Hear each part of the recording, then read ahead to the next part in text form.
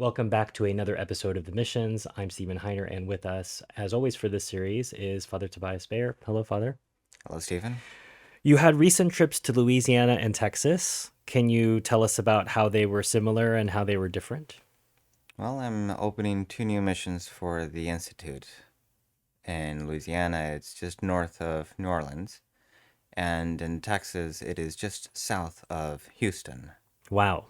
So they were productive trips. Productive trips, but it was a heavy trip because, since they're right next to each other in geography, in American geography, there's a plane in between, and hopefully the idea is to say Mass in the morning on one Sunday in one state, catch a plane, and say Mass in the afternoon on a Sunday at the other state.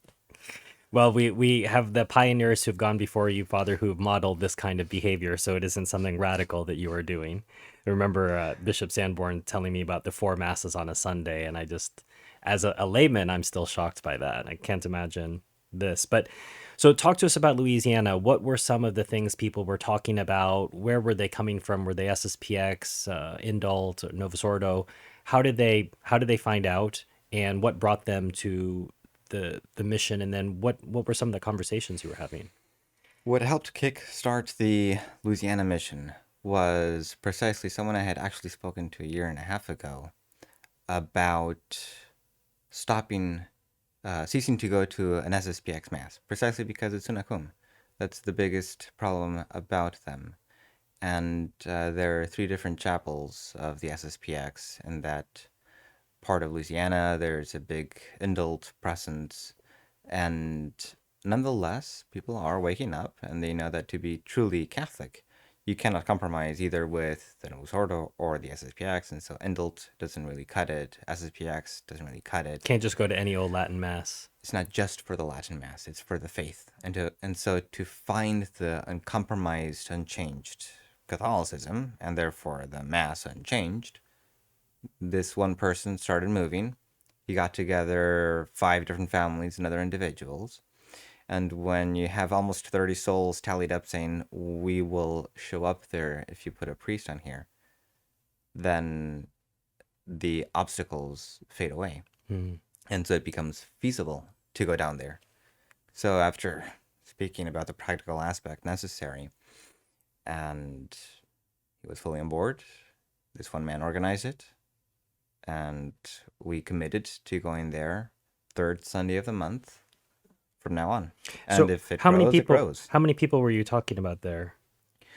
When I was down there, I met a few families and people and spoke to them. And right now, the last tally was 26 committed souls Wow. to coming. Well, That's once a month. And if it grows, the idea is to have a full-time chaplain, a full-time priest there, of course. what were some of the objections you were running into, or were there any objections? Were people just happy to see you? They they were happy to see me. They already knew most of the things because of the internet presence, and already most of these questions already explained online. But for them, it was good to hear in person the same arguments as to why we cannot go to the Unaku Mass, why we cannot compromise with the Novus Ordo, why it's not just about the Latin Mass, why it's about the faith, why the doctrine is more important. And that really helped them understand, at least in the conversations they had in Louisiana. Well, and I remember we were communicating in between Louisiana and Texas because it started as we're going to this lady's home, and then it snowballed into we have to get a venue because more people have heard about it, and That's then Texas. right. So how many people came to Texas, and how was that different from? Obviously, I don't think you had 26 people in No, no, no. Texas.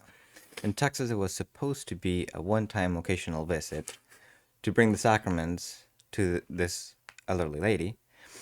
At least that was what I That had was in the my original mind. conception, right? And for that one, it was actually volunteered by Bishop Sanborn because he said Texas is right next to Well, as long as you're Louisiana, there. might as well make a circuit out of it. Okay, well, In terms of geography, that's like saying, well, as long as you're in Colombia, you should stop by Uruguay or something like that.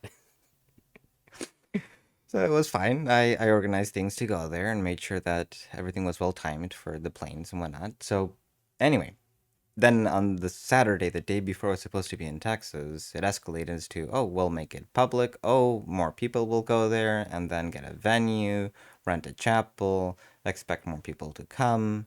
And there was an interest. I received emails from people hours away who expressed an interest to drive and show up. So that was Right, edifying. on one day's notice, effectively, they didn't know that Saturday, and then you're going to be there on Sunday. Yes. And so it wasn't as many people. And I No, and it I was think about actually three when families you came that showed back up. from that trip, it wasn't clear that there would be a mission there. There wasn't enough established interest as opposed to having 26 people and a commitment. True, but once you have someone saying that they will commit to defraying the costs and therefore the practical difficulties are gone, and there's an interest of soul saying, yes, we'll show up if a priest comes, when you have both of them together, you have the interest and the commitment. Then we could work out logistics and see if we could free a priest somewhere, and we did. And so at least for the next year, we have a clear plan as to how we can free the priest logistically, so that we can go third Sunday of the month to Louisiana and then to And Texas when will this start, Father? this month. So So we're recording this in May. yes, so May 18th will be the first Sunday I go there officially. All right. So this is what happens, Father. You go out to help out some souls, and then you create a new job for yourself. I think something to reflect on too is this is a model. Part of this series is reminding people what's the difference between just a visit where you just go to give some sacraments and there's not a real hope of establishing a mission, Yes. and what it takes to establish a mission.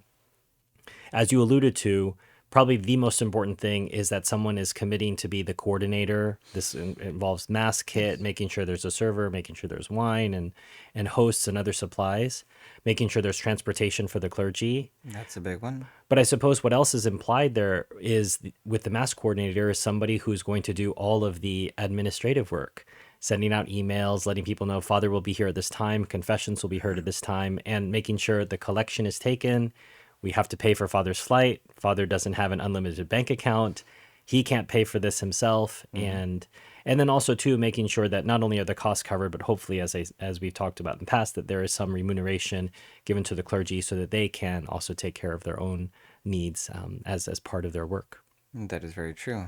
And if it does well and it grows and there's more and more interest and commitment, then we might be able to organize to say Mass there twice a month and then 3, 4 times a month. And then we could try to get a chapel. So the idea is to always grow and make it permanent. But the very first baby step is an occasional visit. Then it's once a month. Then it's twice a month, and that from that onwards. And I suppose underlying all of this, and this makes sense to have a shameless plug on the seminary channel, is we need priests, Father. So we have to pray that vocations come, and vocations may come from some of these missions, actually, that Mm-hmm. once they have a presence of clergy around, they can get to know you and potentially aspire to become like you. Many times vocations are born from being an altar server or seeing the effort a priest does in bringing the sacraments. Well, I'm sure the people in Louisiana and Texas are excited to hear about this. They already know. I'm sure that this might inspire other people who are in other places to potentially send emails to you.